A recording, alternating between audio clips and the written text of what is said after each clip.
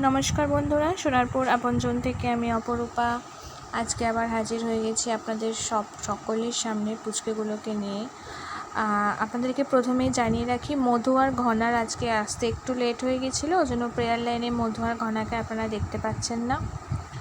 আর আমাদের যে ছোট্ট সদস্য সব থেকে ঈশিকা, দুঃখের সঙ্গে জানাচ্ছি যে ও সোনারপুর ছেড়ে চলে গেছে আর কি। ওরা ভাড়া থাকতো, তো ওরা অন্য জায়গায় গিয়ে ভাড়া থাকছে, যার জন্য এখানে আর ক্লাসটা কন্টিনিউ করতে পারছে না।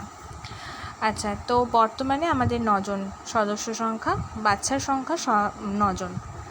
তো প্রত্যেকেই কিন্তু রোজ উপস্থিত থাকার চেষ্টা করে। আর রোজকার মতোই আমরা প্রেয়ার দিয়ে আজকের ক্লাসটাকে শুরু করলাম। আর এখানে আমাদের রোজকার মতো পড়াশোনাও হয়েছে, প্লাস ড্রয়িংও হয়েছে। আপনারা দেখতে পাবেন এক এক করে।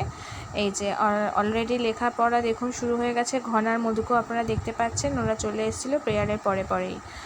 আর এখানে এই যে পড়াশোনাটার সঙ্গে সঙ্গে এরপরে আপনারা ড্রয়িংটা দেখতে পাবেন।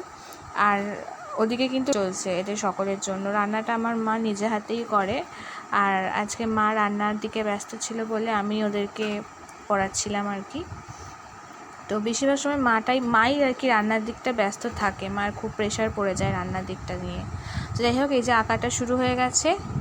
ওরা কিন্তু আঁকতে খুব ভালোবাসে এবং খুব মনোযোগ দিয়ে আঁকে। আপনাদেরকে আমরা রোজই ওদের আঁকাগুলো দেখানোর চেষ্টা করি, আজকেও দেখাবো আপনাদের। তো খুব ভালো লাগছে যে এদের মধ্যে এত সুন্দর যে প্রতিভা, আঁকতে পারে। যাই হোক, লাঞ্চ নিয়ে চলে আসি। যে ভাত আছে, একদম গরম গরম নামানো হয়েছে ভাত। আপনারা যে পুরো রান্নাটা গরম আপনারা বুঝতে পারবেন সেটা।